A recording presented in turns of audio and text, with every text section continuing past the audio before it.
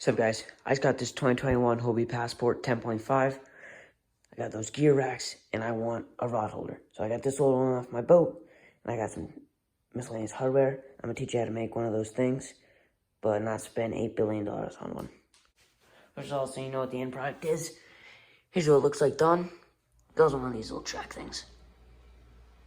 Alright, so all you're going to need is one of these. This is just a regular, boat rod holder, I guess. 2 regular washers that are smaller than the diameter of the head of this screw, so that they can, or not the screw, but the nuts, so they can go on there. So you're gonna need 2 of those. Doesn't matter what size, I guess, but do whatever you want. And then you're gonna need 1 file down that can fit into right there, so you can slide in. So to file that down, you can use power tools or a hand file. You're also gonna need a screw, and I needed to grind it down a little. You might not. I don't know. And basically, you just gotta throw it together. Once you're done filing it down and filing the screw tip down, basically just throw that on there and then put it right into your gear rack.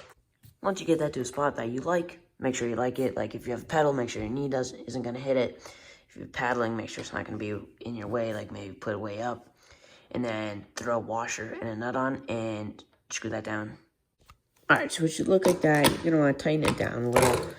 Tighten it so it's tight, but don't tighten it so it breaks this.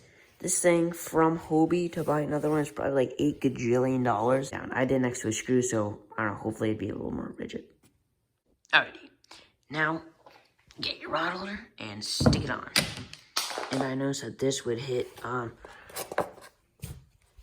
the top of this, so I grinded that down a little and it still didn't clear, so if you want to, just get another nut or some spacers or something, put it down before you put that on, and then that'll work good. Now that you have your base on, throw your washer and your last nut on. Alright, now that you have that tightened down, go ahead and throw this on. All this is a nut on this side, right there. And then you get your little pass-through thing, and it goes right through, and then it just screws in. Here's the end result. Got that in. That looks good. Make sure it's not like impaling your legs when you're sitting down, or your knees are hitting it when you're pedaling, or if you're paddling too. Same deal. Make sure it doesn't hit your paddle.